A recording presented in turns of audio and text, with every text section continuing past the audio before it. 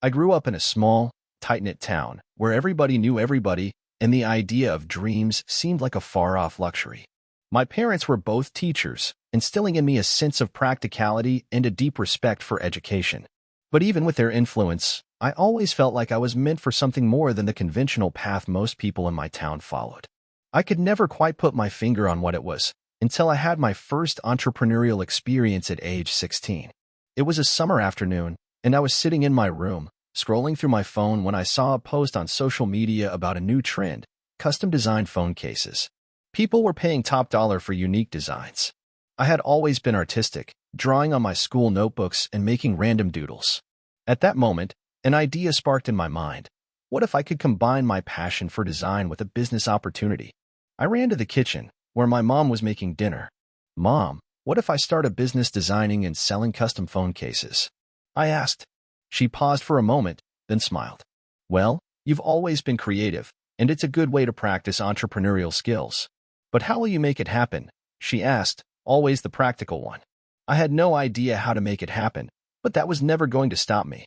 I spent the next few weeks researching. I watched hours of YouTube videos on how to design and print on phone cases. I read articles about online marketplaces and how to sell products on them. Slowly, I gathered the knowledge I needed to start. My next step was finding suppliers.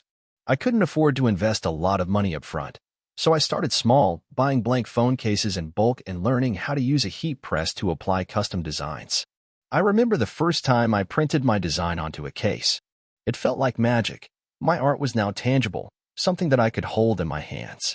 But reality quickly set in when I tried to sell the case. I didn't know anything about marketing or how to make a sale. I posted pictures on social media, but my friends weren't exactly rushing to buy. After weeks of no sales, I started to feel discouraged. But instead of giving up, I pivoted. I focused on improving my designs and learning more about digital marketing. I took a deep dive into Instagram, learning how to use hashtags, collaborate with influencers, and build a community.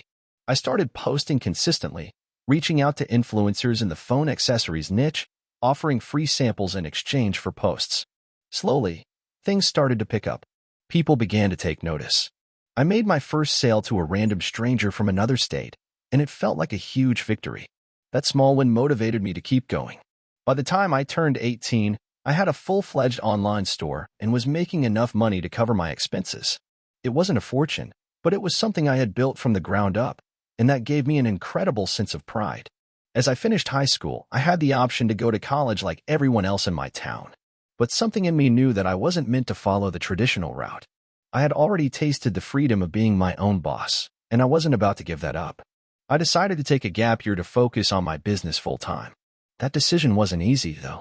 My parents, who had always encouraged my education, were skeptical. "You're throwing away your future for a phone case business," my dad said. It wasn't that they didn't believe in me. It was more that they didn't understand why I would turn down a chance at a stable career for something so uncertain. But I was determined. "I'll prove that I can make it work," I told them. The first few months of running my business full-time were rough. I had no formal business training, and I quickly realized how much I didn't know. My website had technical issues, my inventory was a mess, and I was struggling to keep up with orders. But the experience was invaluable. I learned how to optimize my website for conversions, how to streamline my supply chain, and how to scale my marketing efforts. Slowly but surely, my business started growing. Then, in the second year of my gap year, something unexpected happened. I got an email from a major retailer, asking if I would be interested in selling my cases in their stores. At first, I thought it was a scam, but after some back and forth, I realized this was a legitimate opportunity. They wanted to stock my products in over 100 locations across the country. I was ecstatic but also terrified. I had no idea how to handle such a big order. I had been operating out of my bedroom and had no infrastructure to support this kind of demand. But I knew this was my chance to scale up, and I wasn't going to let it slip through my fingers. I spent the next few months working tirelessly. I found a small warehouse, hired a couple of part-time employees, and learned how to manage bulk production. The first batch of cases I sent out was a huge milestone, and when the first retail store contacted me to say they had sold out of my products in a week, I knew I was on the right path. That deal opened the door to more opportunities, and within a few years, my brand was in stores nationwide. However, success didn't come without challenges. As my company grew, so did the pressure. I had to navigate difficult decisions like whether to take on more investors, how to handle competition, and whether to expand into new product lines. I faced moments of doubt and fear.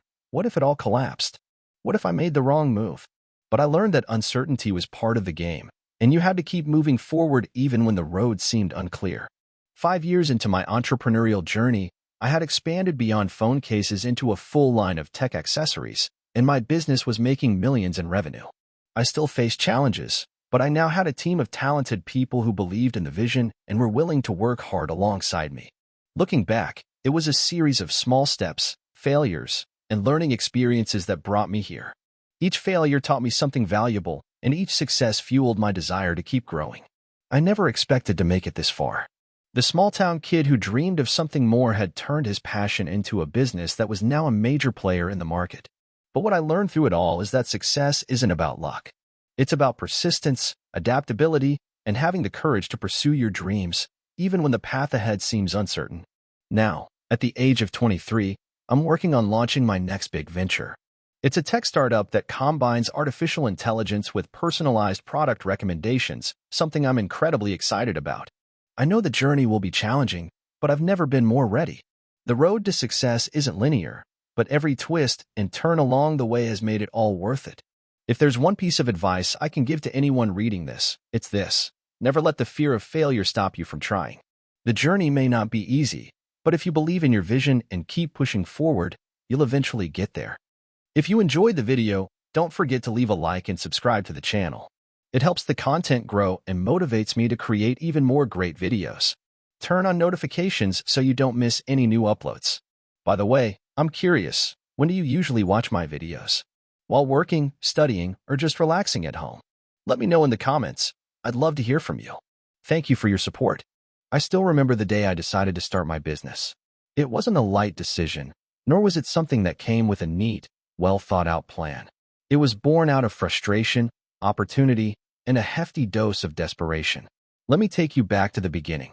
I grew up in a small, middle-class town where opportunities felt like they only came in one form: working at a local factory, retail store, or perhaps a small office job. My parents were great people, hardworking, honest, and always ready to help anyone who needed it. But they never really understood the idea of ambition beyond the traditional route. So naturally, I was expected to follow the same path: get good grades, go to college, land a stable job, and live a comfortable life. But that wasn't me. In college, I was that kid who never quite fit in with the mainstream. I didn't care about getting the best grades or the best internship. I cared about ideas. I cared about change. I cared about finding a way out of the 9-to-5 grind and doing something of my own. But that something was still unclear. I spent nights in libraries reading books on entrepreneurship, marketing, and business strategy. I listened to podcasts, watched YouTube videos, and constantly daydreamed about building something that was mine. But, like most people, I was too scared to actually do anything about it. After college, I landed a decent job at a marketing agency. It was okay at first: steady income, good coworkers, an office with decent coffee. But deep down, I knew I wasn't meant to be there. Every day felt like a slog. The days bled into each other, and I found myself scrolling through entrepreneurial forums and reading about people who had taken the leap. I was envious. But still, I stayed in my cushy job, convincing myself I needed more experience, more savings, more everything before I could take that step. Then, one day, something unexpected happened. My agency got acquired by a larger company, and I was laid off. At first, I was devastated. It was a job I had worked hard to get, and now it was gone. I remember sitting at home that night, staring at my laptop, wondering what I was supposed to do next. I had no backup plan. I didn't have another job lined up, and my savings were decent, but not enough to live comfortably for more than 6 months. It was in that moment of uncertainty, after spending days applying for new jobs and waiting for responses that never came, that I decided I wasn't going to go back to the traditional job market. I had nothing left to lose. My mind kept circling back to the idea of starting my own business. But what kind of business? I had some marketing experience from my previous job, and I noticed a gap in the market. Small businesses, particularly local ones, didn't have access to affordable, high-quality marketing services. They either had to settle for overpriced agencies or struggle to do it themselves with limited knowledge and resources. That's when it clicked. I didn't need a huge amount of capital to get started. I didn't need a team of people. What I needed was a laptop, an internet connection, and a clear vision of how I could help local businesses stand out. I decided to start a digital marketing agency tailored to small businesses that needed help with branding, social media, and online marketing, but didn't have the budget for large agencies. I remember the first few weeks were tough. I didn't have clients, I didn't have a website, and I certainly didn't have a reputation. But I had drive. I spent hours reaching out to local businesses, offering free consultations, building simple websites, creating social media pages, and running small ads for them. Some said yes, some said no, but I didn't care. I was building something. Slowly but surely, clients started coming in. It wasn't immediate success, but it was enough to keep me going. I started seeing patterns, what worked, what didn't, how to scale small businesses quickly using digital tools. The word-of-mouth referrals began to trickle in, and I had a small stream of income coming in, which allowed me to pay the bills and reinvest in my business. One of my first clients, a local bakery, became my anchor. They trusted me with their branding and digital marketing. In return, I poured everything into their business, running Facebook ads, building a website, and creating a content strategy that turned them into the most talked-about bakery in town. That was the moment I realized that I wasn't just helping these businesses. I was transforming them. As time went on, I grew my agency. I hired a small team, freelancers at first, people who shared my vision and drive. We became a lean, mean marketing machine, working with small businesses, helping them grow and thrive. But it wasn't just about the money or success anymore. It became about proving to myself that I could create something from nothing. Eventually, we reached a point where the agency was doing well enough for me to stop living paycheck to paycheck. But I wasn't done yet. I started thinking bigger. I expanded our services, moved into new markets, and began offering consulting to larger businesses who wanted to scale using the same methods I had developed. We started building partnerships, collaborating with influencers, and hosting workshops for entrepreneurs. The agency grew to the point where we were handling multi-million-dollar campaigns for some of the biggest names in local business. Our team expanded to over 30 employees, and we began offering more specialized services like SEO, video marketing, and content creation. But despite all the growth, I kept reminding myself where I came from. I remembered those first few years of struggle, when I didn't know if I was making the right decision, when I was scared of failing. The journey wasn't easy, but it was worth every moment. To this day, I still can't believe what we've built. I'm still learning, still adapting, still growing. Entrepreneurship is not some glamorous ride to the top. It's messy, full of failure, rejection, and self-doubt. But it's also the most rewarding thing I've ever done.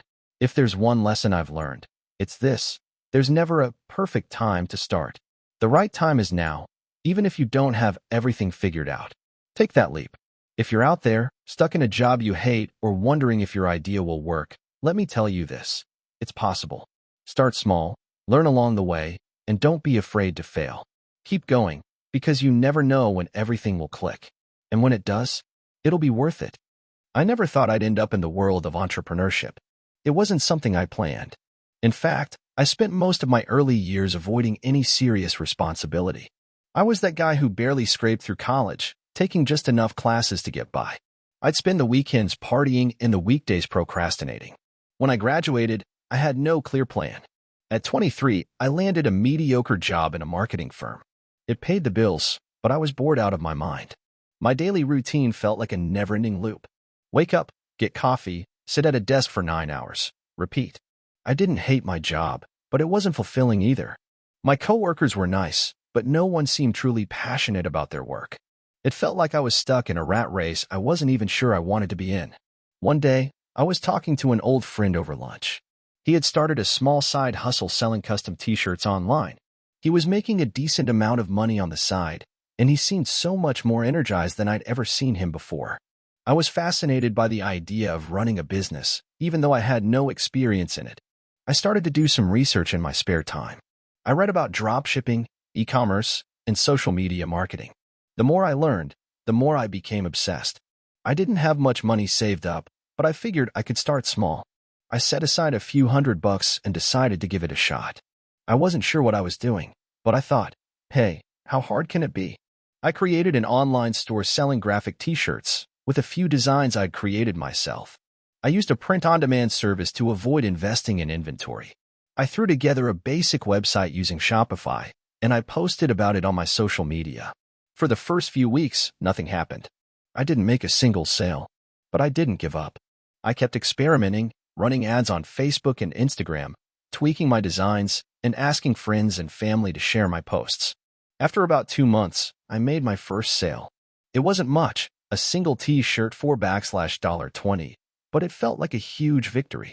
I was so excited that I celebrated like I just won the lottery. It wasn't a lot of money, but it was proof that my idea could work. That single sale gave me the motivation to keep going. I learned a lot in the next few months. I made mistakes, lots of them. I didn't understand how to price my products correctly, and I burned through a lot of money on ads that didn't convert. I spent hours researching, trying to figure out what was going wrong. I found out that my target audience wasn't the right one, so I adjusted my approach. I tweaked my website, redesigned my products, and ran more targeted ads. Then, one day, something clicked. I had a viral post on Instagram. It wasn't anything groundbreaking, just a simple t-shirt design that people really connected with. The orders started coming in. Slowly at first, then faster and faster. By the end of the month, I had made over $5,000 in sales. I was ecstatic. It felt like everything I'd been working toward was finally coming together. With that momentum, I decided to go all in. I quit my job. I knew it was a risky move, but I had this burning desire to make my business work. My confidence had grown, and I felt like I was on the edge of something big. Over the next year, I focused all my energy on growing my business. I invested in better designs, improved my marketing strategies, and expanded my product range. I hired a small team to help me with customer service and fulfillment. It wasn't easy, and there were days when I questioned my decision to leave my steady job. But every time I felt doubt creeping in, I'd look at the progress I'd made and remind myself that quitting wasn't an option. One of the toughest challenges I faced was scaling the business. As the orders grew, so did the problems. Managing inventory, handling returns, dealing with customer complaints, it felt like there was always something going wrong. There were weeks where I was stressed out of my mind, running on barely any sleep, trying to keep up with the demands of the business. I reached out to other entrepreneurs for advice and learned that scaling a business was not just about making more sales. It was about creating systems and processes to manage that growth. After some trial and error, I implemented a better order management system, automated some of the marketing tasks, and outsourced some of the production work to a fulfillment center. This allowed me to focus on the big picture and continue growing. My business started to take off in ways I hadn't imagined. Within 2 years, I was making 6 figures a year, and I could finally afford to hire a full-time team. I learned so many lessons along the way. I learned that the road to success is never a straight line. There were days when I felt like everything was falling apart, but those were often the days just before the breakthrough. I learned to embrace failure and see it as a learning opportunity. I learned the importance of persistence. The difference between those who succeed and those who give up is simply the willingness to keep going when things get tough. In the past few years, my business has expanded beyond just t-shirts. I've launched other product lines and even started a second business focused on digital products. I now have a team of 20 employees, and we've been able to make a significant impact in the e-commerce space. My life looks completely different from what I imagined back in those days when I was stuck in that marketing job. If you'd asked me 5 years ago if I could see myself as an entrepreneur, I would have laughed. I wasn't that guy. I was the one who just got by, always content with mediocrity.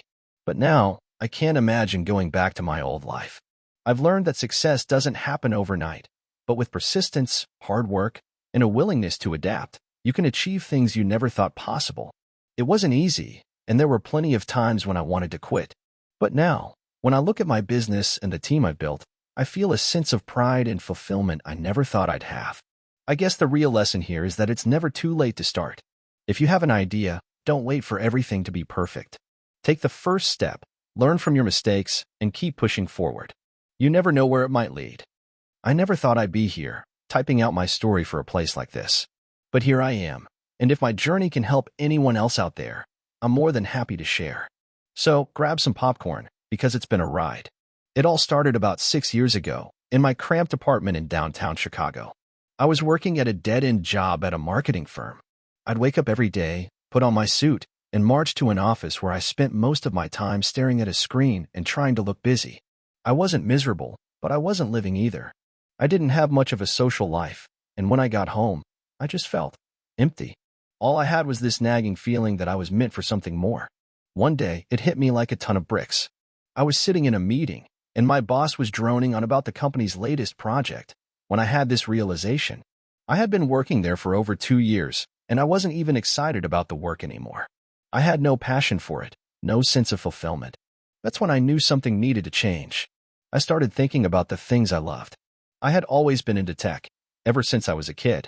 I would spend hours reading about the latest gadgets, software updates, and trends in the industry. But I never considered that it could be more than a hobby. The idea of starting my own tech company was something that lingered in the back of my mind, but I always pushed it aside, thinking I wasn't qualified or capable. But that day, in that boring meeting, everything changed. I realized that I had to take a leap. I had to chase what I was passionate about, or I'd spend the rest of my life regretting it. I had no idea how to get started, but I knew I couldn't keep waiting for the perfect moment. It would never come. I walked out of that meeting, went straight to my boss's office, and handed in my resignation. I wasn't sure what I was going to do next, but I knew it was time to take a risk. The first few months after quitting my job were terrifying. I didn't have a concrete plan. I just knew I wanted to start something in tech. But where do you even begin when you don't have any money, connections, or experience running a business? I spent a lot of nights in front of my computer, reading everything I could about entrepreneurship, startups, and the tech industry. I watched countless YouTube videos, listened to podcasts, and joined forums. Slowly, I started learning about the intricacies of launching a business, how to find a problem to solve, how to develop a product, and most importantly, how to market it. One night, I had an epiphany. I was scrolling through Reddit when I came across a thread discussing how frustrating it was to find reliable, affordable tech support for small businesses. That's when it clicked. I knew there were tons of small businesses out there that struggled with their tech needs, whether it was setting up networks, managing data, or just fixing broken equipment. It wasn't just a problem in big corporations, it was everywhere. I thought, what if I could provide tech support specifically for small businesses? Not just basic troubleshooting, but a full service, offering IT support, consulting, and training tailored to their needs. I realized that there was a huge gap in the market, and I was in a unique position to fill it. I called a few friends and asked if they'd be interested in helping me out. One of them had some experience with web development, while another had a background in business operations. Together, we formed a team, and we decided to take the plunge. We named the company Tech Assist and set up a basic website, a social media presence, and started cold calling small businesses in the area. It was tough at first. We had 0 customers, and we were just trying to get our name out there. We offered free consultations and discounted services to anyone willing to give us a shot. I spent my days cold calling, emailing, and going door to door, hoping someone would take a chance on us. But slowly, things started to pick up. One of our first clients was a small marketing agency that had been struggling with network security. We came in, solved the problem, and they were so impressed that they referred us to their clients. Word of mouth started to spread, and more businesses began reaching out to us. There were plenty of nights when I wondered if I'd made a huge mistake. We barely had enough money to pay ourselves, let alone invest in marketing or new hires. But we stuck it out. Every client we helped, every problem we solved, gave us more credibility. Over time, we refined our service offerings, built better processes, and improved our reputation. We were growing. Fast forward to 3 years later, and Tech Assist was thriving. We had a full team, a steady stream of clients, and we were finally making a profit. I remember the first time I paid myself a decent salary. It was surreal. I couldn't believe that this thing I had started from scratch was now a legitimate business. It wasn't easy, and there were a lot of sleepless nights, but it was worth every moment. In the years that followed, we expanded our services, hired more people, and even started offering remote IT support for businesses across the country. We focused on building strong relationships with our clients and consistently improving our services. The more we invested in growing the business, the more we saw results. Today, Tech Assist is a multi-million-dollar company, and we're still growing. We've become a trusted partner for hundreds of small businesses, helping them solve their tech problems and scale their operations. I'm proud of what we've built, but it didn't happen overnight. It took years of hard work, failures, and learning from mistakes. Looking back, I'm so grateful that I took that leap. It was the scariest thing I've ever done, but it also turned out to be the best decision of my life. If you're reading this and you're stuck in a job you don't love, or you're wondering if you should take the plunge and start your own business, my advice is this: take the risk. You'll never know what you're capable of until you try. I used to be the guy who sat in a cubicle, dreaming of something bigger. Now, I'm the guy who gets to wake up every day and work on something I'm passionate about. I'm not saying it's easy, but I can promise you it's worth it. I still remember the day I decided to take the plunge into entrepreneurship. It wasn't some grand moment of epiphany. It wasn't a light bulb flicking on in my head. It was more like I had no other choice. I had been working for a marketing agency for 3 years, and every day felt more like I was suffocating. My boss was a control freak who wouldn't let me have any room to grow, and it started to feel like my life was stuck in a rut. I was 28 years old, had a decent salary, and a comfortable office, but I felt unfulfilled. The idea of working for someone else for the rest of my life made me physically sick. One evening, after yet another frustrating day at work, I went home and looked at my reflection in the mirror. It was as if I could see the exhaustion in my eyes. I asked myself one simple question: what am I doing with my life? It wasn't some dramatic crisis, but it was a real turning point. That night, I couldn't sleep, just tossing and turning, thinking about the future. I had saved up a little money, maybe enough to last me a few months, but the reality was I had zero business experience. I didn't have a groundbreaking idea or a huge network to rely on. But what I did have was an unhealthy amount of ambition and an overwhelming need to prove myself. The next morning, I handed in my resignation. I didn't have a solid plan, but I figured I could figure things out along the way. It was terrifying. I'd never felt so unsure of myself. But I knew staying in the job was only going to make me more miserable. I spent the first few weeks scrambling. I had no idea what kind of business I wanted to start, so I tried everything. I thought about launching an online store selling custom t-shirts. I tried selling courses on digital marketing, something I knew pretty well. I even briefly considered starting a food delivery service for busy professionals in my city. Everything I tried seemed like a dead end. The one thing that kept me going was my relentless determination to find something that worked. Then, one day, I got an idea that actually stuck. It came to me out of nowhere when I was at a coffee shop with a friend. We were talking about personal branding, and I realized that there was a huge gap in the market for helping small businesses and individuals develop their personal brands online. People were starting to understand the value of social media and online presence, but very few actually knew how to create content that resonated with their target audience. I quickly got to work. I started with nothing more than a laptop and a small budget for ads. I made a simple website and began offering personal branding consultations. At first, I didn't have any clients, and that was probably the hardest part. I spent weeks creating content for my own social media accounts, trying to build some credibility. I was posting tips on LinkedIn and Instagram, giving free advice on how to craft a brand that stands out online. Slowly but surely, people started noticing. The first client I landed was a local restaurant owner who had no social media presence whatsoever. We met for a consultation, and I laid out a plan for how I could help him develop a consistent, engaging brand story for his business. He was hesitant, but something about the way I pitched the idea clicked with him. He signed on, and we got to work. I built him a social media calendar, helped him refine his messaging, and coached him through creating content. After just a couple of months, the restaurant was seeing more foot traffic, and their social media following had grown significantly. Word spread, and soon, I had a few more clients. But the real turning point came when I decided to invest in a course on Facebook and Instagram ads. I realized that as much as organic social media is important, paid ads were the secret sauce that could accelerate my growth. I went all in, spending a significant portion of my savings to learn everything I could about digital advertising. I applied the lessons to my own business first. Slowly, but surely, my business started to take off. I was attracting more clients, expanding my offerings, and scaling faster than I ever imagined. The biggest hurdle was hiring. I had always been a solo operator, but as I started to grow, I realized I couldn't do everything myself.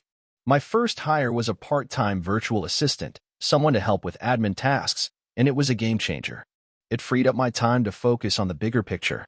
Then I hired a content creator, followed by a couple of digital marketers. Eventually, I had a small but efficient team, and that's when I really started to see the fruits of my labor. For the first time in my life, I felt like I was in control of my destiny. But there were challenges, too. I faced some massive setbacks. A couple of my high-paying clients left, and I went through a period where cash flow was tight. The anxiety of not knowing whether I could cover payroll or pay my own bills kept me up at night. I remember one particular night, lying in bed, feeling like everything was about to crumble. But I didn't give up. I dug deep, got creative, and found ways to bounce back. I took on more clients, reduced my overhead, and refined my business model. It wasn't easy, but I had learned the hard way that entrepreneurship is not for the faint of heart. Eventually, things turned around. I stabilized my cash flow and even started investing in new ventures. I expanded my personal branding services into a full-fledged marketing agency, offering everything from content creation to paid advertising campaigns. Today, my agency is a thriving business, and I employ a fantastic team. We work with clients from all over the world, ranging from small startups to large corporations. I'm still learning and growing every day, but the sense of accomplishment I get from running my own business is unlike anything I've ever experienced. Looking back, I can't believe how far I've come. There were so many moments when I thought about giving up. There were days I was so broke I wasn't sure I could keep the lights on. But every struggle made me more resilient, and every failure taught me something invaluable. If you had told me back then that I would be running a successful business, I would have laughed. Now, I'm living proof that it's possible to take the leap, even when you're scared, even when you don't have all the answers. You just have to keep going, one step at a time. I'm not saying it's easy, and I'm not saying you'll get rich overnight. But if you have the drive, the passion, and the willingness to learn, entrepreneurship is one of the most rewarding paths you can take. It's not about having the perfect plan or perfect timing. It's about perseverance. If I can do it, so can you. I had always been the kid who dreamed big, who looked at successful entrepreneurs and wondered if I could ever be one of them. Growing up in a small town, money was always tight. My parents worked multiple jobs to keep food on the table, and the thought of becoming a millionaire seemed more like a fairy tale than reality. But I had something that I believed could change everything, an unshakable drive. It all started when I was 16. I was working a part-time job at a local fast food joint. Every day after school, I would put in my hours, flipping burgers, wiping tables, and doing whatever was needed. But the moment I got home, I would pour all my energy into learning about business. I spent hours on the internet, reading articles, watching YouTube videos, and listening to podcasts. I wanted to learn everything I could about starting a business, about becoming an entrepreneur. At that age, I had no money to start anything substantial, but that didn't stop me from trying. I started small. My first venture was a landscaping business. I got a cheap lawnmower, some basic gardening tools, and started offering services to my neighbors. At first, I was charging next to nothing, just enough to cover the cost of gas and equipment. But I didn't mind. I was learning. Every time I mowed a lawn, I tried to make it better than the last one, and slowly but surely, my customer base grew. But the real breakthrough came when I realized something crucial. People weren't just paying for the service, they were paying for convenience. It wasn't about cutting grass, it was about solving a problem. I started offering package deals like seasonal maintenance, and even added some new services like tree trimming and mulching. I used social media to advertise, and soon, I had more clients than I could handle. I hired a few friends from school to help, and that's when I knew I was onto something. That landscaping business gave me a taste of success. But as much as I enjoyed the work, I realized that it wasn't going to make me rich. So, I started exploring other opportunities. I had always been fascinated by the tech industry, particularly the world of apps. I had no coding experience, but I wasn't going to let that stop me. I took an online course on app development. It was a steep learning curve, but I loved every minute of it. It took me several months, but I finally built my first app, nothing groundbreaking, just a simple to-do list app with a sleek design. I put it on the App Store for free with ads. It didn't get much attention, but the experience taught me the basics of app development, marketing, and user acquisition. But the real turning point came when I stumbled upon an idea that I couldn't shake. One day, I was sitting in a coffee shop when I overheard a conversation between two women. They were discussing how difficult it was to find trustworthy housekeepers and cleaners. It was a problem that seemed so simple, but I realized that there was no easy way for people to connect with reliable, vetted cleaners in their area. That's when the idea for a cleaning services app was born. I immediately started researching. I learned about the demand for house cleaning services, how much people were willing to pay, and how the current market was lacking in terms of convenience and reliability. I created a business plan, which was a challenge in itself, as I had never done anything like that before. But I was determined. I didn't have much money to put into this new venture, but I wasn't going to let that stop me. I took a loan from my parents, something I knew would put a strain on our already tight finances, and hired a freelance developer to help me build the app. The initial version wasn't pretty, but it worked. I spent months perfecting the app, making sure that it was user-friendly, reliable, and secure. I spent even more time recruiting cleaners, vetting them, and setting up a system for them to get paid quickly after each job. I launched the app in my hometown first, and the response was overwhelming. The convenience of booking a cleaner with just a few taps on a phone was something people were eager to try. The ratings and reviews started pouring in, and it wasn't long before I expanded to neighboring cities. I reinvested every penny I made into marketing, building a brand, and improving the app. But as the app grew, so did the challenges. The competition was fierce, and I quickly realized that having a great app wasn't enough. I needed to differentiate myself from others. So, I focused on customer service. I made sure that every single customer was happy, that the cleaners were treated well, and that everyone involved felt respected. I listened to feedback and adapted, constantly improving the service. That focus on quality and customer satisfaction set me apart. It wasn't easy. There were countless late nights, days filled with frustration, and moments when I almost gave up. There were technical issues with the app, problems with cleaners not showing up on time, and difficulties with scaling the business. But every time I hit a roadblock, I reminded myself why I was doing this. I had a vision, and I wasn't about to give up on it. After 2 years of hard work, my cleaning services app had grown to the point where I could hire a full-time team to handle operations, customer service, and marketing. I no longer had to be involved in the day-to-day tasks, which allowed me to focus on expanding further.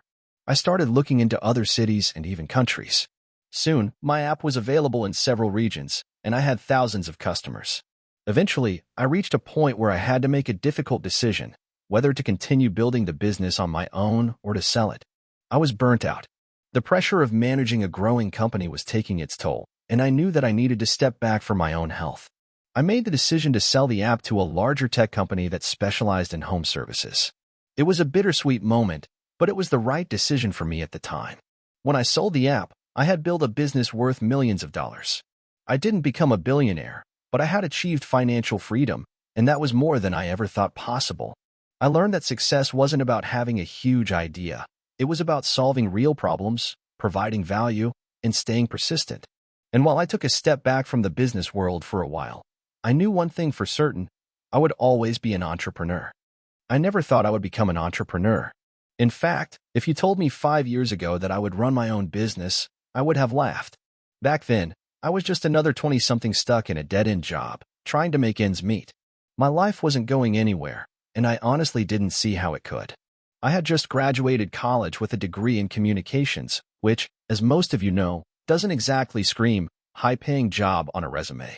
I landed a job as a content writer for a small marketing firm that, to be honest, had no idea what it was doing. I spent my days writing blog posts that no one ever read and filling out spreadsheets that no one ever looked at. It wasn't the worst job, but it wasn't the dream I had envisioned when I spent 4 years earning that degree. One day, during one of those repetitive mornings, I stumbled upon a video on YouTube about starting a business online. I had never really thought about becoming an entrepreneur. My idea of success was just to get a regular paycheck. But something about the video caught my attention. The person was talking about creating passive income streams, starting with little or no capital and building something from scratch. It sounded almost too good to be true, but the idea of not having to go to a cubicle every day lit a fire in me. The first thing I did was research. I poured hours into learning about online businesses, passive income, and how to start from the ground up. I realized that the most common advice was to start a blog or an e-commerce store. I was skeptical at first because, honestly, I didn't know the first thing about selling products online or marketing them. But what I did know was writing, and I figured that could be the key. I decided to start a blog. At first, I had no idea what niche I should focus on. After a lot of trial and error, I landed on a relatively underserved topic: personal finance for people in their 20s. It wasn't revolutionary, but it was an area where I felt I could provide value. I had made a lot of financial mistakes in my own life: debt, overspending, not saving, and I wanted to help others avoid the same pitfalls. I spent months researching, writing blog posts, and promoting my site on social media. The first few months were incredibly discouraging. My traffic was minimal, and I wasn't making a single penny. I would check my website analytics every day, hoping for a spike in traffic, only to see the same low numbers. It was hard not to get disheartened. I started questioning my decision to pursue this path. But then, something unexpected happened. After about 6 months, I made my first sale. It wasn't much, just a $20 affiliate commission from a product I had recommended in one of my blog posts, but it was enough to keep me going. I realized that it was possible to make money from my blog, and that small win felt like a giant victory.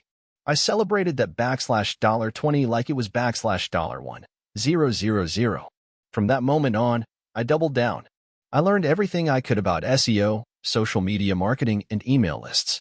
I worked on improving my content and increasing my traffic. Slowly but surely, my efforts started to pay off. The blog grew, the affiliate commissions increased, and soon, I was making a couple $100s a month. It wasn't life-changing money, but it was enough for me to see that I was on the right track. But then, I hit a roadblock. After about a year, I realized that while my blog was doing well, it wasn't scalable. I was spending so much time writing articles, handling emails, and managing the website that I didn't have time to work on growing the business further. I was also making only a modest income and was still far from being financially independent. That's when I decided to try something else, creating a digital product. I didn't know exactly what kind of product I could create, but after thinking about my audience and their struggles, I decided to put together a course on personal finance for young adults. I had no experience creating courses, but I had learned a lot through my own financial journey, and I figured I could share that knowledge. The course creation process was long and difficult. I had to learn how to structure lessons, how to record and edit videos, and how to set up a sales funnel. I invested in software, equipment, and courses to teach me what I didn't know. There were days when I thought it was all too much, and I considered quitting. But I couldn't give up. I had come too far.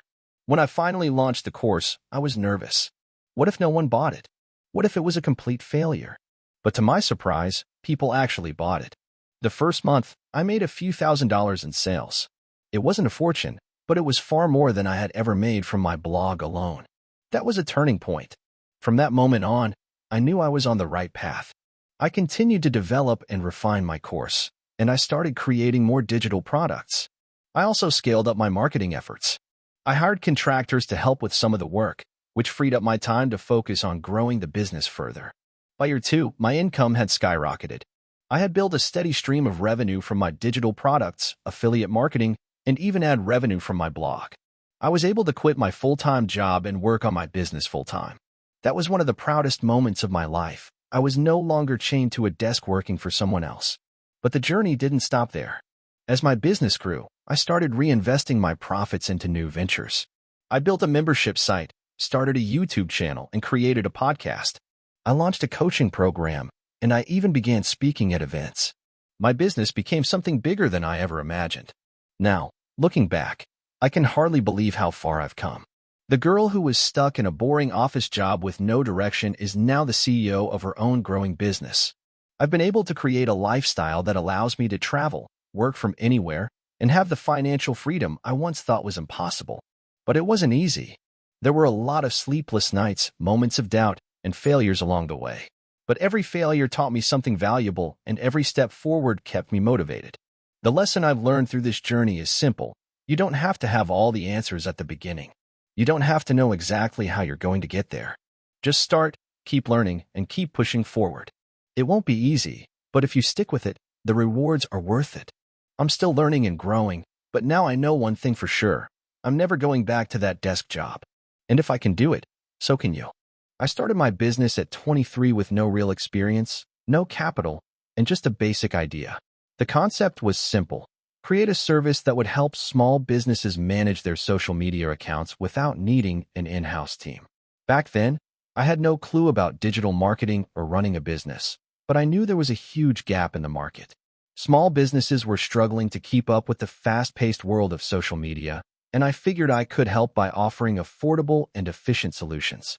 The journey began in a small, crammed apartment in a part of town I could barely afford. I had no office, no employees, and no investors backing me up. What I had was a laptop, a desk I found in a thrift store, and a burning desire to prove myself. The first few months were rough.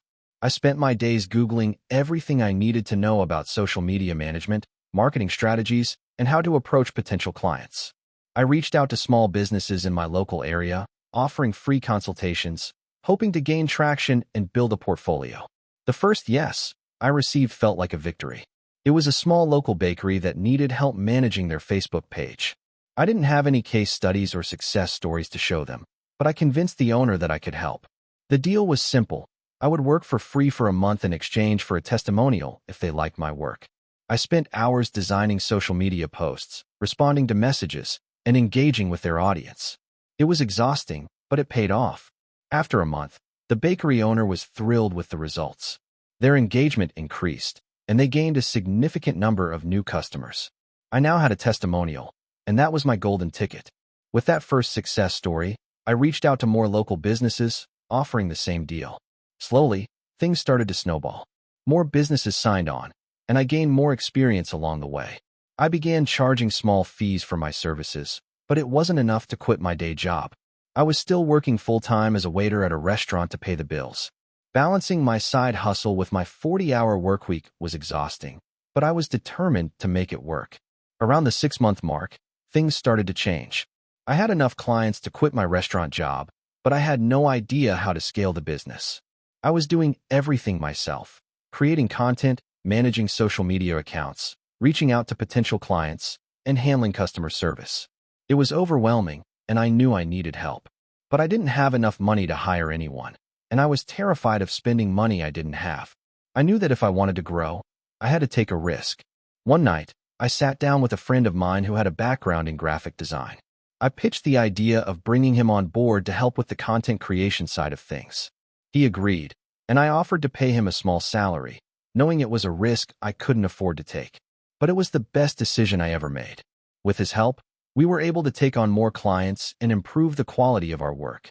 We started creating more engaging content, experimenting with new strategies, and developing a brand identity that resonated with our clients.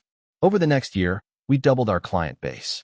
I was still managing most of the business operations, but the workload was becoming more manageable with my friend's help.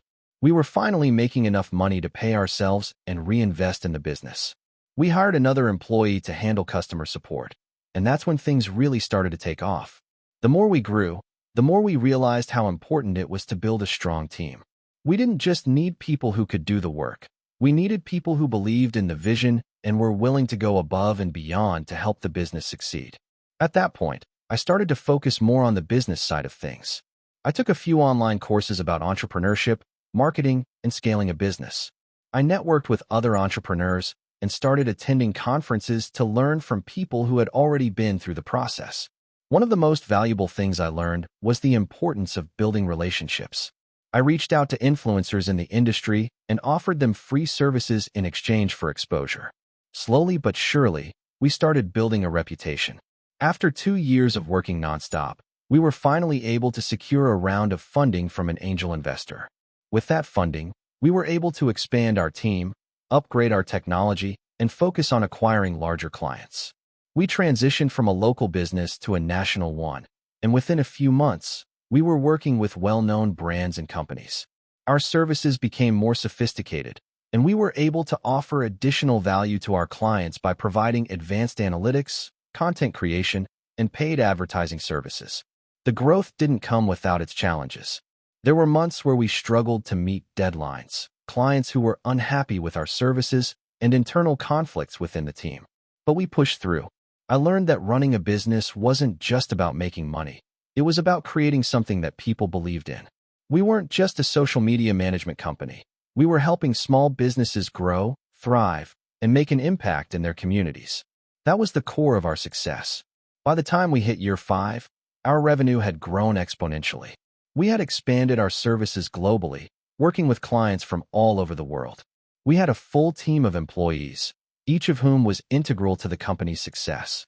I was no longer the one doing everything. My job had shifted to overseeing the business and setting the vision for the future. We had built a company that was scalable, profitable, and sustainable. But success didn't come overnight. There were moments of doubt, times when I wondered if I was on the right path, and plenty of sleepless nights. The road was never easy, And there were times when it felt like everything was falling apart. But every step, every setback, and every victory was part of the journey that led me to where I am today. And looking back, I wouldn't change a thing. What I learned along the way is that success isn't just about having a great idea. It's about resilience, adaptability, and the willingness to keep pushing forward when things get tough. It's about building a team of people who share your vision and being open to learning and growing every step of the way. And most importantly, it's about never giving up. Because if I had given up when things were tough, I wouldn't be where I am today. And I'm proud of how far we've come. Hey, friends, if you enjoy this content, don't forget to like the video and share your thoughts in the comments. We really want to know what you like and what can be improved. What do you think of the video? Are there any topics you'd like to see in future videos? Your feedback really helps us get better. Thanks for being with us. I had always been a curious person, the type who asked why for everything. My entrepreneurial journey started with a simple thought. What if I could turn my passion into a business? At the time, I was working a 9-to-5 job in corporate marketing. I had a steady paycheck, benefits, and the security that came with working for a big company. But there was something missing. I wasn't fulfilled. It felt like I was building someone else's dream, not my own. The turning point came during a long weekend when I attended a small business conference in my city. I didn't expect much. In fact, I was there just to kill time and get out of the office for a few days. But it was at that conference that I met Jake, an entrepreneur who had started his own e-commerce business just a year earlier. He was in his mid-30s, but the way he spoke about his business and his passion for it lit something inside me. The fire had been sparked. Jake's business wasn't anything extraordinary at first glance. He was selling custom phone cases online. That's it. But hearing his story made me realize that it didn't matter what you sold. It was all about how you marketed it and the value you offered to your customers. He wasn't just selling phone cases. He was selling a way for people to express their personalities through a simple, everyday object. By the end of that weekend, I was obsessed with the idea of starting my own business. But there was a problem. I had no idea what to sell. I had no skills in manufacturing, no contacts in the supply chain, and no capital to invest in something big. I wasn't Jake. I didn't have a product, but I did have an idea. I took a long look at my life and realized that I had a passion for coffee. More specifically, I loved the whole coffee culture. I enjoyed experimenting with different brewing methods, tasting different beans, and sharing my experiences with friends. So, I thought, why not turn my love for coffee into a business? The idea was simple. Sell premium coffee beans, but with a unique twist. Each batch would be carefully curated from small, independent farms around the world, with a focus on sustainability and fair trade. With a business idea in mind, I began the slow and challenging process of getting my venture off the ground.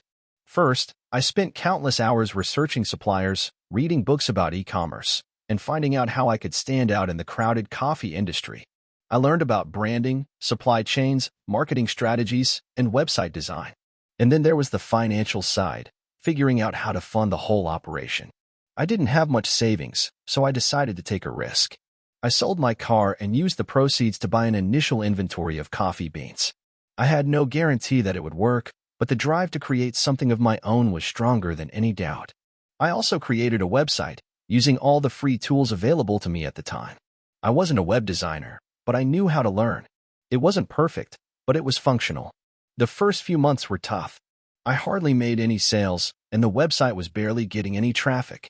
I was working 16-hour days, building the website, designing marketing materials, posting on social media, and trying to figure out how to get people to notice my product. Every failure felt like a punch in the gut, but I refused to give up. I kept reminding myself of the promise I made to myself at that conference, that I would take control of my life and pursue my dreams, no matter how difficult it was. One day, after a particularly rough week where I thought I might need to call it quits, I got my first big break. I was browsing Instagram when I noticed an influencer with a large following posting a picture of her coffee setup. I saw an opportunity. I reached out to her with a personal message, telling her about my coffee and offering to send her a free sample. To my surprise, she responded positively. Within a week, she posted a photo of my coffee on her feed. The response was overwhelming. Suddenly, I had more orders than I could handle. My website crashed multiple times under the surge of traffic, and I had to figure out how to manage the unexpected success. But that moment changed everything. The influencer's endorsement was the catalyst I needed to establish my brand. After that, I reached out to more influencers, worked on improving my branding, and continued to scale my operations. Slowly but surely, my business began to grow. Over the next year, I expanded my product line to include various brewing accessories, subscription boxes, and even unique coffee blends. Each product was designed with care and marketed through social media channels that aligned with my target audience. I hired a small team to help with operations, fulfillment, and customer service. The business was finally making a profit, but more importantly, it was giving me the freedom I had longed for. I wasn't working for someone else anymore.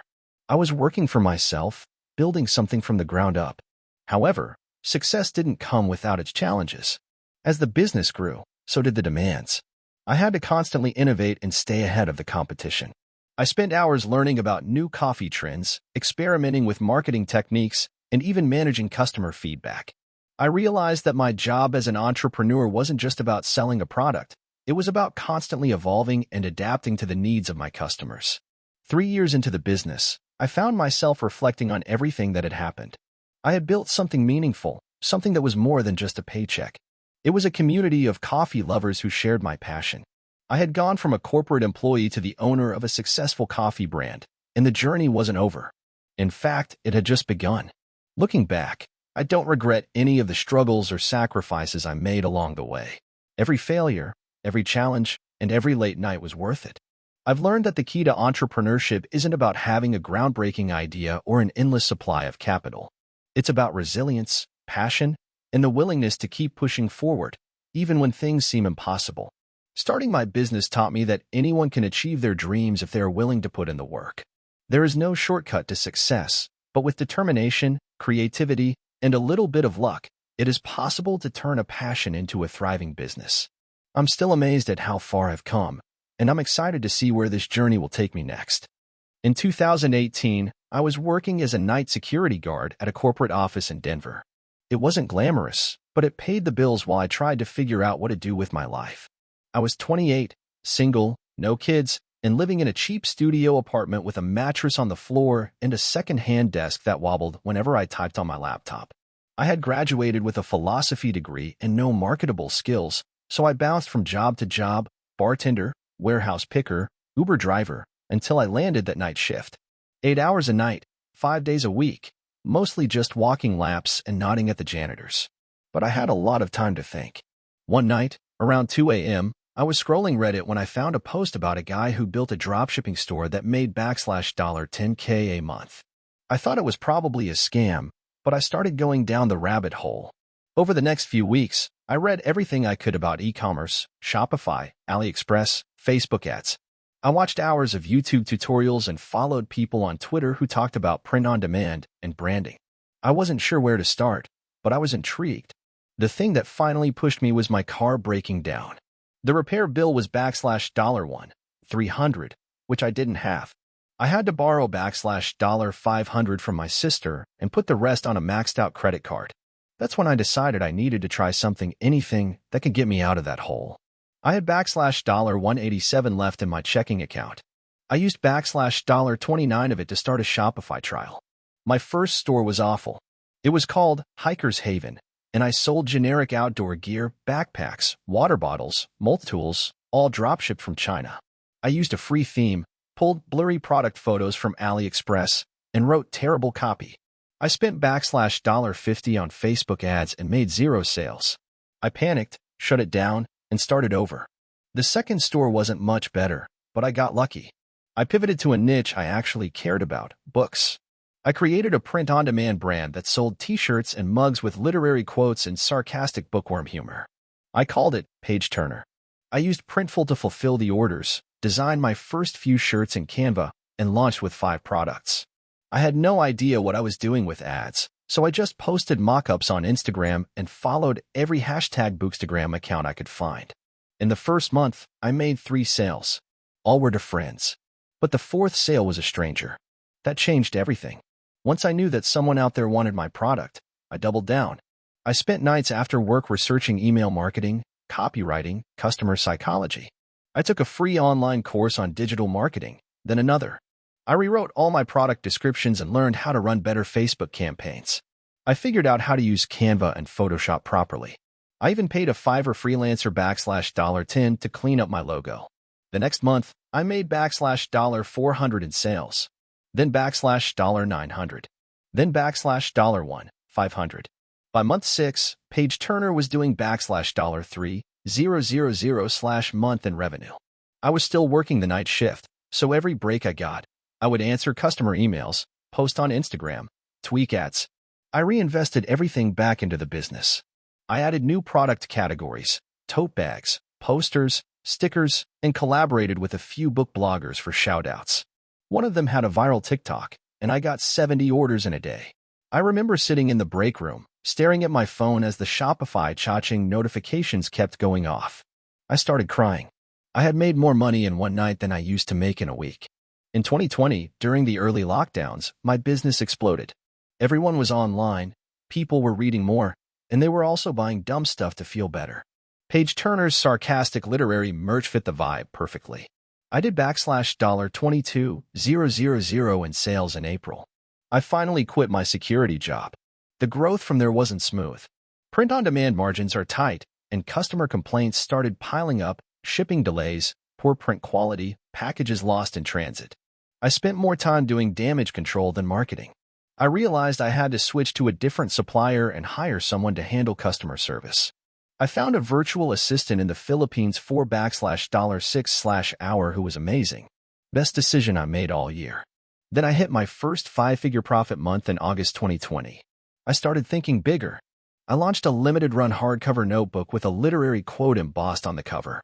I had to front $500 for a custom order from a US supplier, and I was terrified it wouldn't sell. I posted it in a bookish Facebook group I was part of, and it sold out in 2 days. I reordered. Same thing. By the end of the year, notebooks made up 30% of my revenue. In 2021, I started licensing designs from indie artists and giving them a cut of sales. It helped build community and made my brand more unique. I also learned how to build an email list and launched a bi-weekly newsletter with book recommendations, literary trivia, and exclusive products. My open rate was 40%. That email list became my most valuable asset. By the time I filed my taxes in 2022, Page Turner had done $412,000 in revenue and $92,000 in profit. It still blows my mind. This year, I'm projecting $600K. I'm expanding into wholesale, getting products into indie bookstores, and even pitching a few subscription boxes. I have 3 part-time employees and 1 full-time marketing assistant.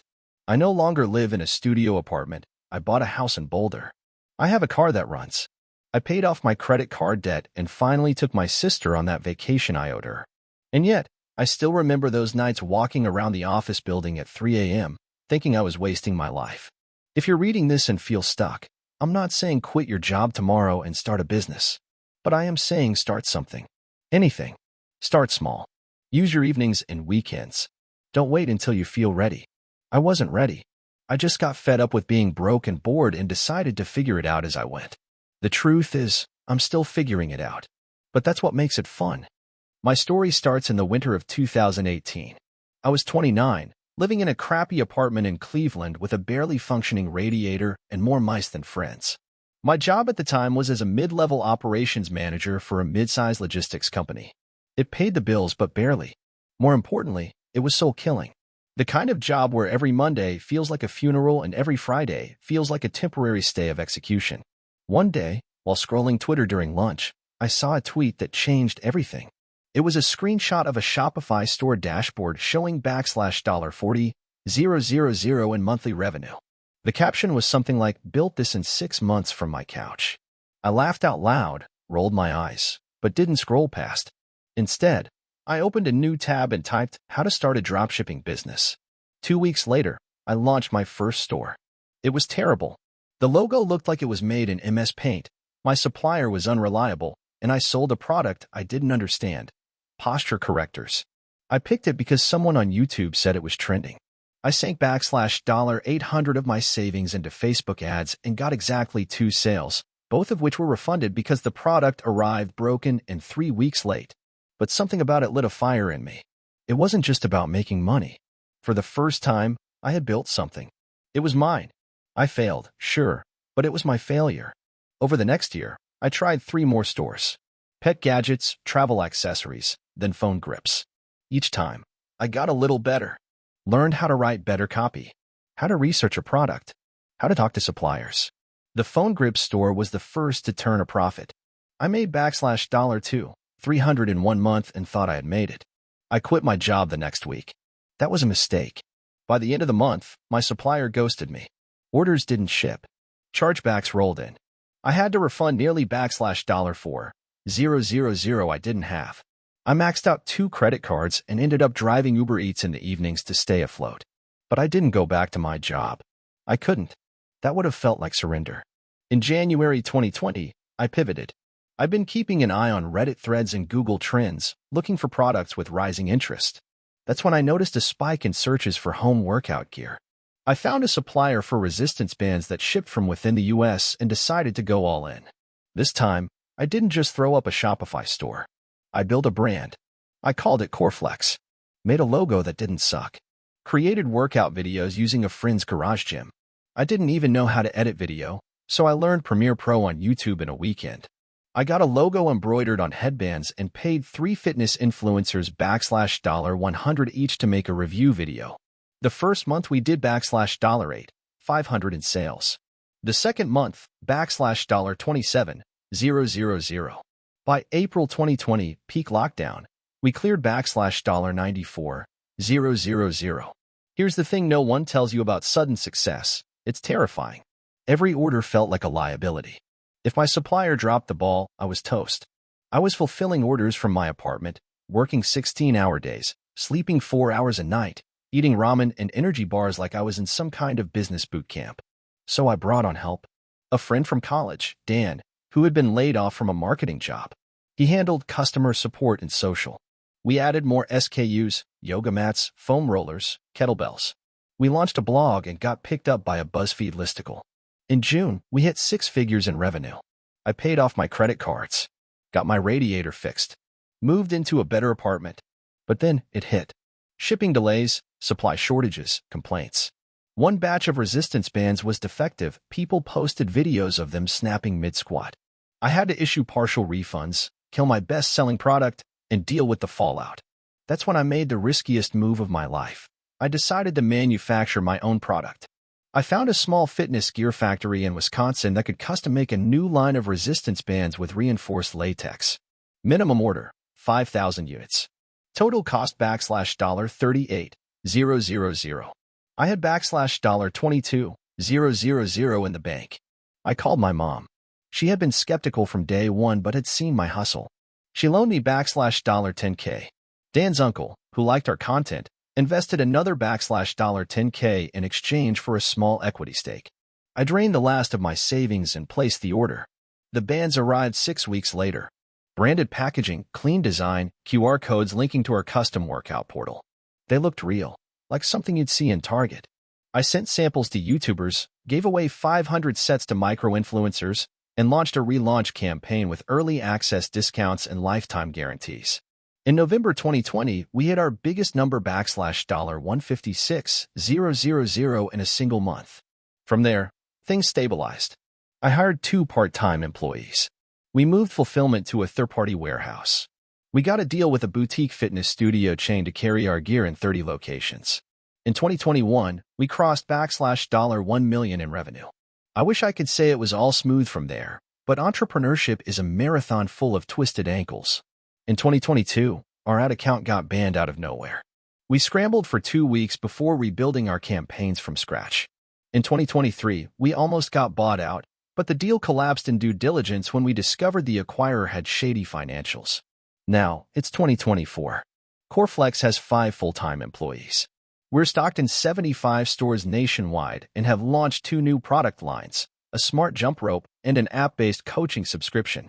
Last month, we cleared $220,000 in revenue. I pay myself $6,000 a month and still live pretty modestly. No Lumbos, no Rolexes, but I built something real. And it all started because I saw a tweet during lunch and decided I was done waiting for permission to change my life. Entrepreneurship doesn't feel like success most of the time. It feels like anxiety and doubt and duct taping solutions together at 2 a.m. But sometimes, when I walk into a store and see our product on a shelf, or get an email from someone who lost 20 pounds using our gear, I remember why I did it. I didn't want to be rich. I just wanted to own my time. And now, I do. In 2017, I was a 31-year-old IT consultant with a stable job, a decent apartment in Atlanta, and a growing sense of dread that this was going to be the rest of my life. I wasn't unhappy exactly. I had friends, a gym membership I occasionally used, and I even played in a weekend soccer league. But every day felt like a rerun.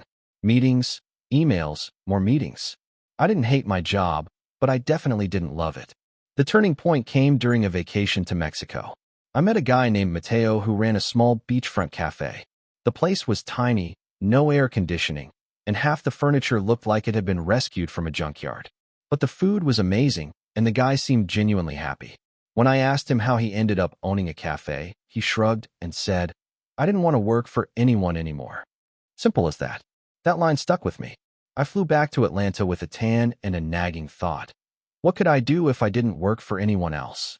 For the next few months, I obsessed over business podcasts, Reddit threads, and books like The $100 Startup. I didn't have a big idea, just a desire to build something of my own. The idea finally came one night while I was complaining to my roommate about how long it took to plan meals for the week. Between work, the gym, and everything else, the last thing I wanted to do was scroll Pinterest for easy, healthy meals. That's when it hit me. What if I could just get meal plans tailored to what I had in my fridge? Not a meal delivery service. That was too complex and competitive, but a digital tool. Something that could scan what you had, then spit out a simple meal plan and grocery list. I wasn't a coder, but I knew enough people in tech to get started. I called the idea Fridge Friend. It started as a crude prototype built by a freelance developer I met through Upwork. I paid him $1, $200, pretty much all my savings at the time, to build a simple web app. It let users input ingredients manually. I couldn't afford image recognition tech yet, and generated recipes from a database I licensed for cheap. The first version sucked. The UI was clunky, the recipes didn't always make sense, and the website crashed constantly. But I got 40 people to sign up in the first month, mostly from a post I made on a meal prep Facebook group. That was enough validation to keep going. I spent nights and weekends working on it. I got feedback from users, added features like pantry tracking and a weekly grocery planner. I kept my day job, but every hour after 6 p.m. went into Fridge Friend. It wasn't glamorous. I lost sleep, gained weight, and almost wrecked my relationship at the time, but I felt more alive than I had in years. By the end of year one, I had 1,500 users, most on the free tier. I introduced a $5/month premium plan that let users save custom recipes and generate printable grocery lists. Revenue trickled in, $200 the first month, $400 the second, but it wasn't enough to quit my job. Still, I reinvested everything. I hired a second developer, found a better recipe API, and redesigned the site. Then COVID hit. Suddenly, everyone was stuck at home, cooking more, and looking for tools that made it easier. My user base tripled in 3 months. I spent $500 on Facebook ads and saw my first viral spike, 10,000 new users in a week. My servers couldn't handle it. The site crashed repeatedly. I had to beg my developer to scale it up fast.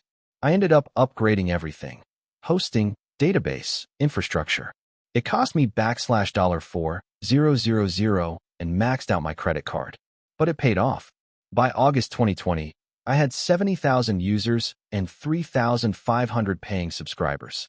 I was making around $17,000/month in recurring revenue. I couldn't believe it. I gave my 2 weeks notice, quit my job, and went full-time on Fridge Friend. With my newfound time and cash flow, I built an app. It took 4 months and more than I'd like to admit from my savings, but the launch went smoothly. Users loved it. The app brought in a new wave of subscribers, especially from busy parents who wanted dinner plans without the planning. I hired a part-time content manager to create new recipes, blog posts, and meal tips, which boosted our SEO and brought in organic traffic. I also started offering partnerships with health coaches and gyms, custom white-labeled versions of Fridge Friend that they could offer their clients. That B2B revenue stream ended up being a game changer. One gym chain rolled it out across 50 locations. That single deal brought in an additional $80,000 in annual revenue. Not everything was smooth. In late 2021, a bug caused a massive error in the recipe generator. People were getting mismatched meals. Vegan users got recipes with chicken, low-carb users were served spaghetti carbonara. I woke up to hundreds of angry emails. It took 36 hours straight to fix the issue. I offered refunds, sent personal apology emails, and posted a transparent update. Surprisingly, most users stuck around. That's when I realized that transparency and human connection were some of the most valuable features I could offer.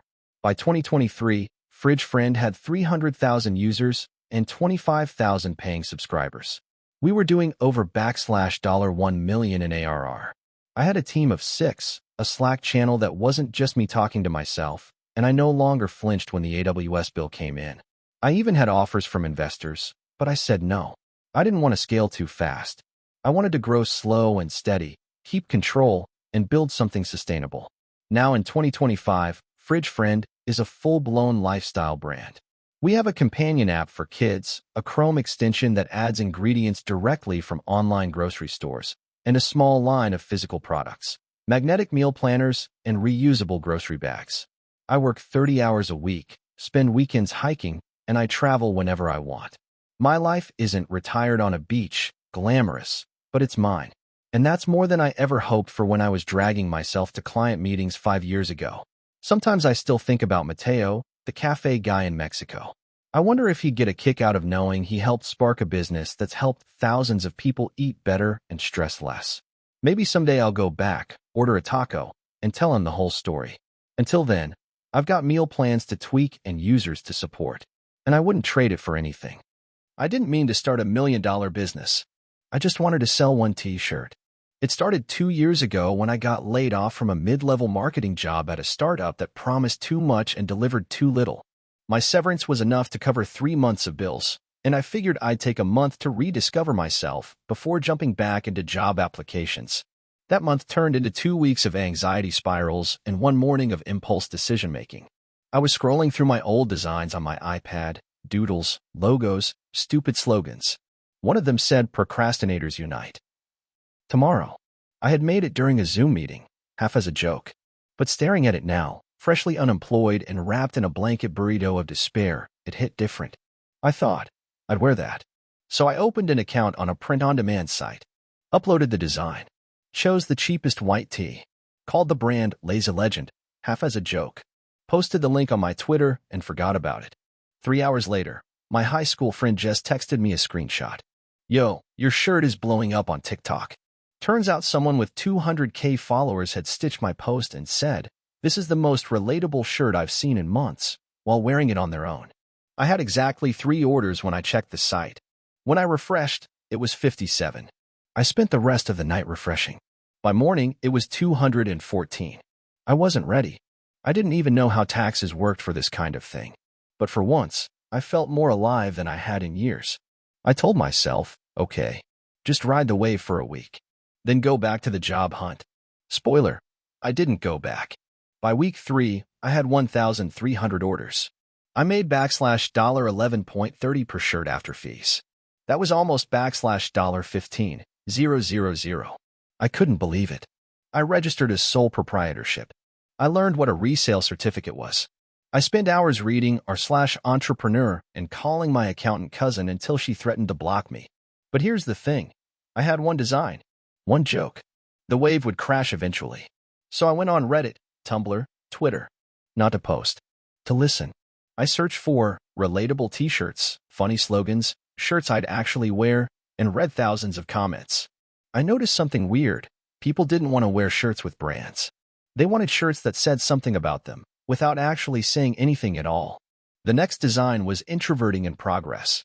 Then mentally checked out. Then a small embroidered ghost that said, nope. I launched a new shirt every week. Sales dipped here and there, but the ghost hoodie took off in December and got picked up by a BuzzFeed listicle. By the end of that year, I had grossed $227,000. Net was closer to $88K. Still just me, my iPad, and a P.O. box. Then I got cocky. I thought, if these lazy slogans work, imagine if I actually hired designers, built a brand, got influencers. I took out a business loan, $50,000. I used it to hire a design team and a marketing firm. We launched a full rebrand, a website, a Shopify store, and a 5-design capsule collection with cinematic ad campaigns and all. Sales dropped 40% the first month. It turns out the charm of Lazy Legend wasn't the quality. It was the chaos. People liked the idea of one unhinged person making weird shirts from their apartment. The second it looked like a startup, it stopped being fun. I panicked. Burned through most of the loan paying back contracts I didn't understand. Fired the team. Paused everything.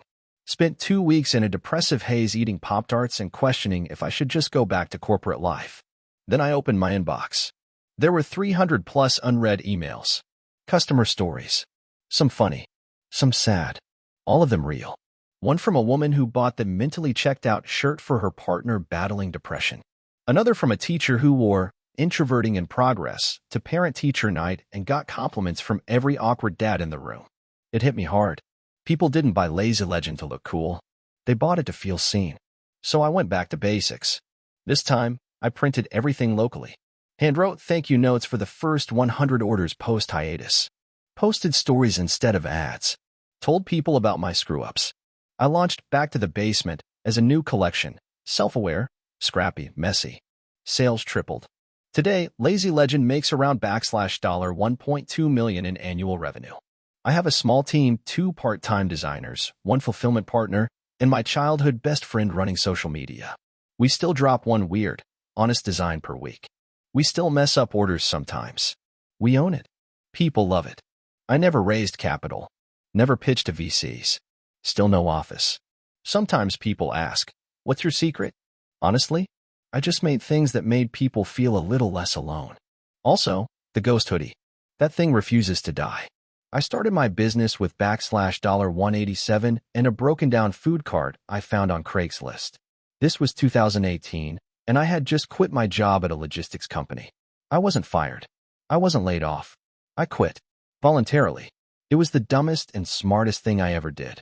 I had spent 5 years working 60 hours a week doing freight analysis for a company that never gave raises unless you threatened to quit. So I finally did. The only problem was, I didn't have a plan. I had $1 for 100 in my checking account, a couple thousand in savings, and rent due in 3 weeks. I tried applying to other jobs, but I couldn't stomach the idea of sitting in another cubicle under fluorescent lights pretending to care about KPIs again. Then came the cart. It was listed as portable hot dog stand. Needs work, $250 OBO. I messaged the seller and drove 40 minutes out to see it. It was bad. Rusty, one wheel wobbled. The umbrella looked like it had been in a wind tunnel. But something about it spoke to me. I had no restaurant experience, no cooking credentials, no clue what permits I'd need. But I loved cooking and the idea of running my own thing. Even a tiny cart on a street corner felt like freedom. I offered him $180. He countered with $200.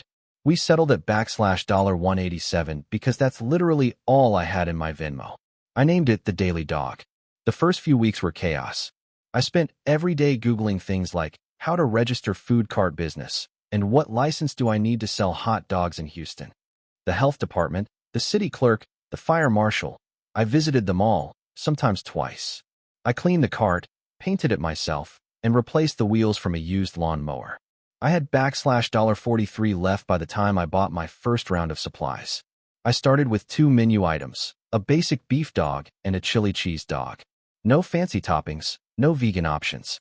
Just old school, grab it on your lunch break kind of food. I parked in a business district near a few office buildings and just hoped people would stop. The first day, I sold 12 hot dogs.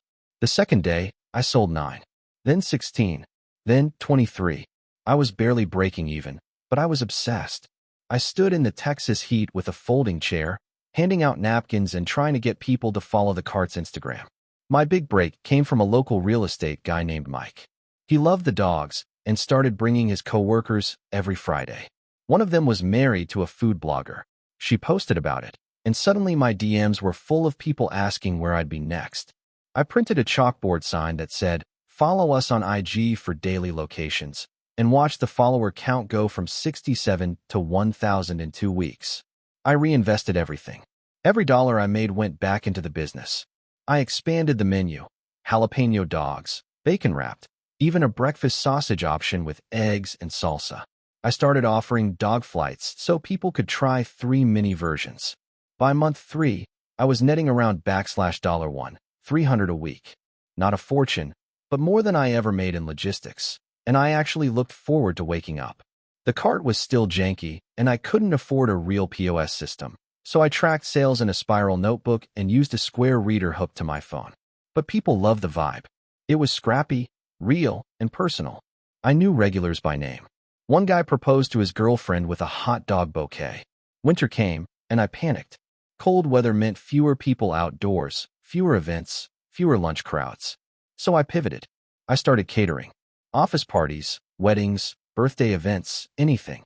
I rented a second-hand van, strapped the cart inside, and showed up wherever I could get a booking. Word spread fast. By the end of the year, I had 47 catering gigs under my belt, and people started asking when I'd open a brick and mortar. I laughed it off. A restaurant? Me? But in early 2020, a friend tipped me off about a shuttered donut shop in a strip mall. The landlord was desperate and offering 3 months free. Rent was cheap. It had a small kitchen, a counter, and just enough seating for 10. I called a friend whose brother was a contractor, and I scraped together $18,000 from savings and a small loan to renovate it. The Daily Dog 2.0 opened in March 2020. You know what else happened in March 2020? COVID.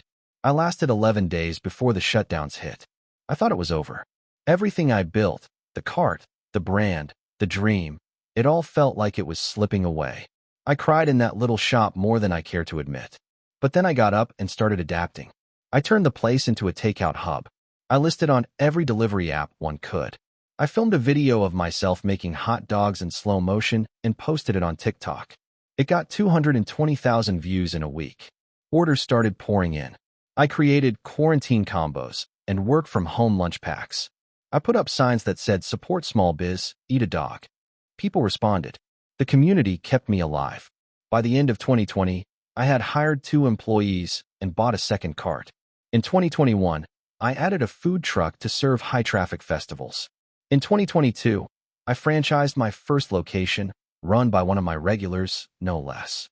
By the end of 2023, the Daily Dog had 3 trucks, 2 carts, 1 shop, and over $600,000 in annual revenue. But here's what really gets me. Last month, I paid off my last business loan. I looked around at my crew, my fry guy Joe, my manager Denise, even the teenager who started as a runner and now handles social media, and I realized I built something real, not just a business. A little ecosystem that supports people, feeds people, and gives me a reason to jump out of bed. I still use that original card at events sometimes. I polished it, replaced the rusty bits, but kept the charm. It reminds me where it all started, with $187, a dream, and the dumb courage to believe I could make a living slinging hot dogs. Turns out, I could. I was 27, broke, and pretending to be successful. By day, I was freelancing as a web developer and barely pulling in $1,500 a month. By night, I was scrolling Instagram, comparing myself to every 22-year-old CEO with a lumbo and wondering what I was doing wrong. I wasn't lazy, I was just stuck.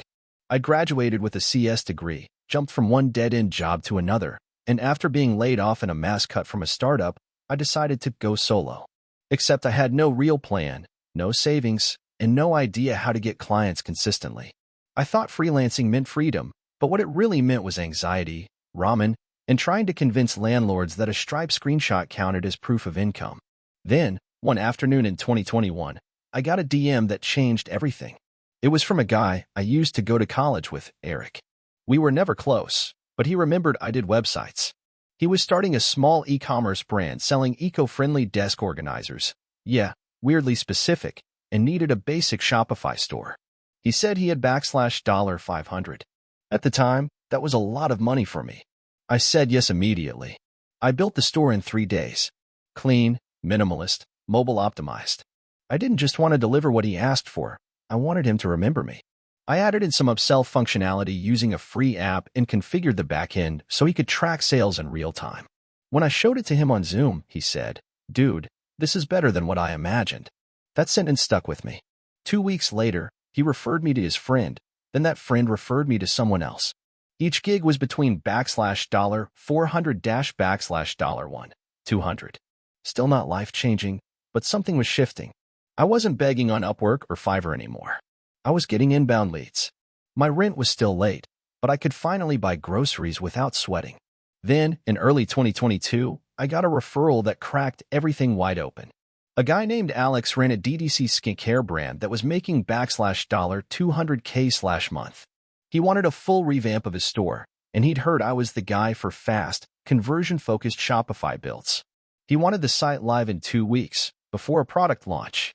He offered $5,000. I nearly passed out. That project turned out to be a war zone. His expectations were sky high, his communication was chaotic, and his marketing team was scattered across 3 time zones. But I delivered. I pulled 2 all-nighters, built custom animations, and even edited the product photos myself when their designer ghosted. The launch? It broke their previous sales record. They made $120K in 48 hours. Alex gave me a $1,000 bonus and put me in his Slack. Overnight, I had access to a dozen high-performing brand founders. That's when I stopped being a freelancer. I became an operator. I noticed most of these DTC brands were great at product and marketing, but their tech stacks were Frankenstein monsters. They'd be using 4 different apps to do what one well-written script could accomplish. So I started offering a new service, back-end optimization and automation. One brand had their fulfillment pipeline running on spreadsheets and manual CSV uploads. I built them a Zapier plus Shopify plus Google Sheets system that cut processing time by 60%. Another brand was manually segmenting email lists. I automated it with Klaviyo flows based on purchase behavior. I started charging $3,000, $8,000 per engagement. By mid-2022, I'd crossed $100K in revenue. I moved into a better apartment, hired a VA, and even started saying "we" on client calls, even though "we" was just me and my dog. I wasn't just surviving anymore. I was building. But here's where it got real. A client introduced me to his co-founder at a luxury bedding brand. They wanted to scale aggressively and needed someone to own the tech side. Instead of hiring an agency, they wanted to bring someone on for equity. I'd never done an equity deal before. I was nervous, but I said yes. I became their fractional CTO for 2% equity and a $4,000/month retainer. I rebuilt their entire site, optimized the mobile experience, and set up a post-purchase upsell funnel that increased AV by 18%. 6 months in, they raised a seed round. My equity was suddenly worth something real. Not millions, but enough that I felt like I was part of something. That deal taught me the value of leverage. So I doubled down.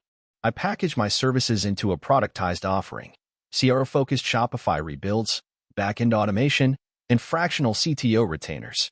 No hourly rates, no scope creep. Just fixed prices, fast turnarounds, and high performance.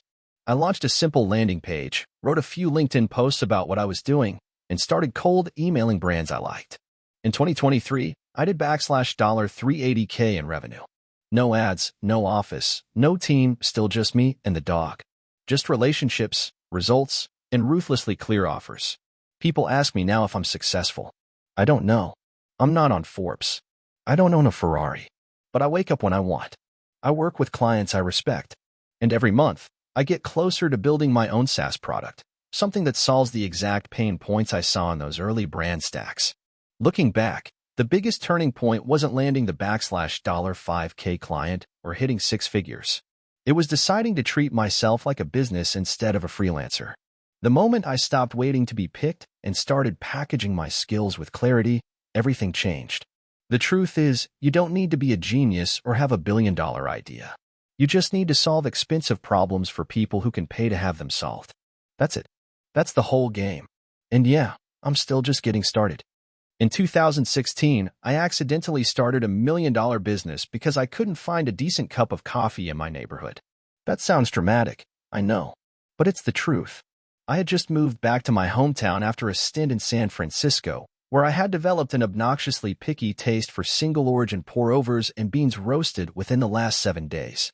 Back home in my small Midwestern city, the only options were chain coffee shops or diners that served coffee resembling hot, caffeinated sadness. So I bought a home roaster. One of those little tabletop models that lets you roast about half a pound of green beans at a time. I ordered raw beans online, started experimenting with roast times, temperatures, and different varietals. It was purely a hobby at first. I was between jobs, freelancing as a graphic designer, and burning through savings faster than I should have. But I had time, and coffee was the one thing that made my mornings feel normal. Then something weird happened. My neighbor, Dave, a grumpy but lovable guy in his 60s, came over one morning because his dog got loose and wandered into my yard. I invited him in for a cup of coffee while we waited for the dog to come back.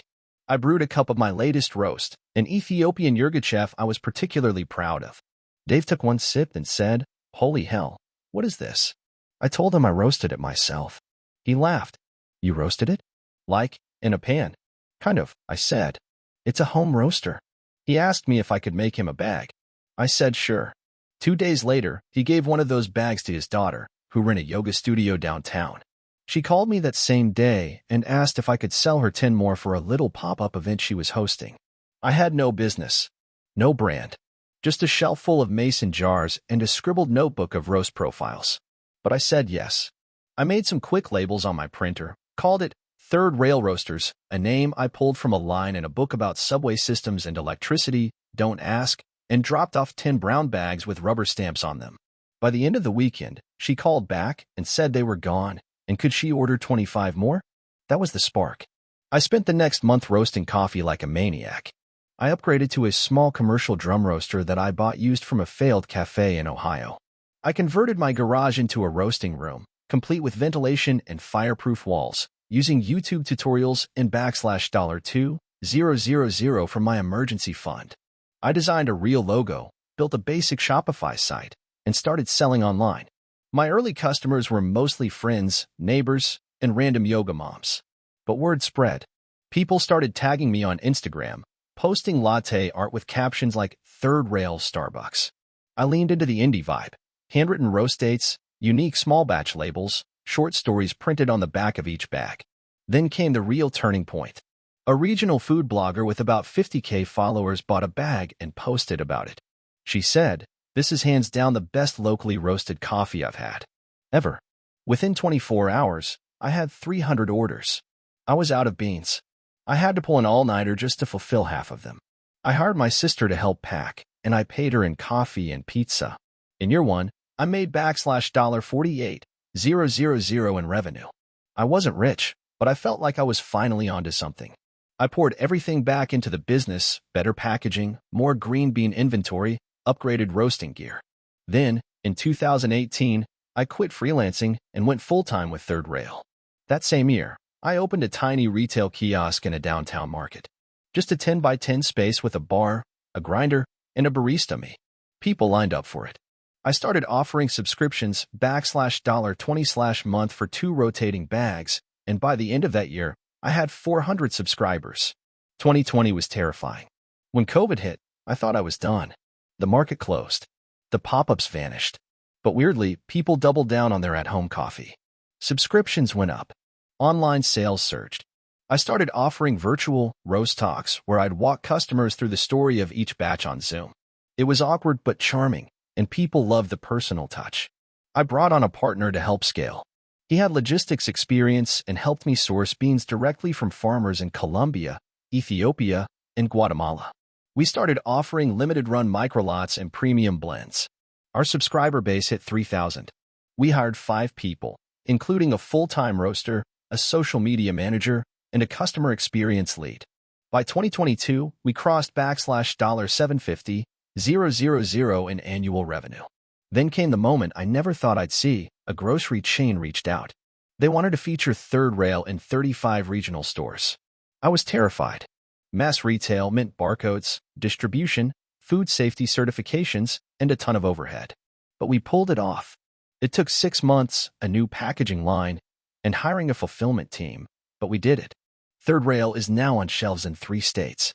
We still roast every bag in-house, still handwrite the roast dates, and still include quirky little stories on the back. Last year, we hit $1.3 million in revenue. Here's the crazy part. I never meant for this to happen. I just wanted good coffee. But the more I invested in making something great, something real and honest and personal, the more people responded. Customers wanted more than caffeine. They wanted connection. My garage is now a fully licensed roasting facility. That first drum roaster is still there, although we upgraded to a 15 kilograms model that hums like a spaceship. I still test every new roast myself, every week. I still drink 3 cups a day. And I still think about Dave, my neighbor, who just wanted a better brew. He gets free coffee for life, by the way. Sometimes entrepreneurship doesn't start with a grand plan. Sometimes it starts with a bad cup of coffee and the stubborn belief that you can do better. Turns out, you can. Thank you for watching until the end. If you enjoyed this video, don't forget to like and subscribe to the channel so you won't miss new videos. Also, leave a comment. I'd love to hear your thoughts. Your support and engagement mean a lot to me.